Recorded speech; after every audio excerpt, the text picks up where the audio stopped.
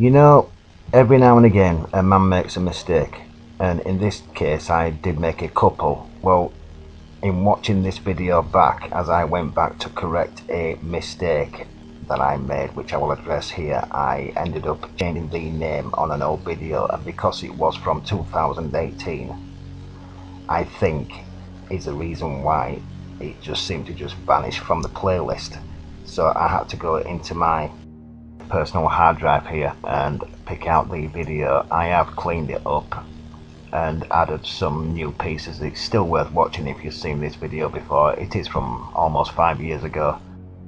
Yes, the imprint of the roofing I've just showed you there was not so much an error, but I did want to correct it.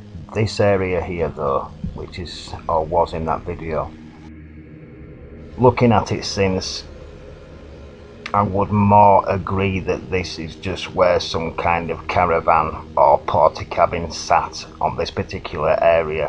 Why it got mixed in with some megalithic images, I don't know, but I think it's just worth pointing out, don't you? Lastly, this is the area that I'm going to be focusing on the next few minutes, and then I will show you some up-to-date large clear images that I will zoom in on. Yeah, so this is the Sphinx temple here, and it was this image that woke me up to this, right? And then I went searching for it, and then I just put them all on a video for you. But I didn't want to mention it then. I wanted to verify what I was showing you, right? And what do you think you're looking at here? I mean, what do people think this is? This stupid, pointless square, right? It can't be a pool, can it? You know, somewhere shallow just for bathing your feet, say, because it slopes down, the water would just run out, wouldn't it? Look at it. Why does this thing slope down here and almost bend to nowhere and got all these cracks in it? You see all this, which is, you know, later solidified like in the ways I've shown you.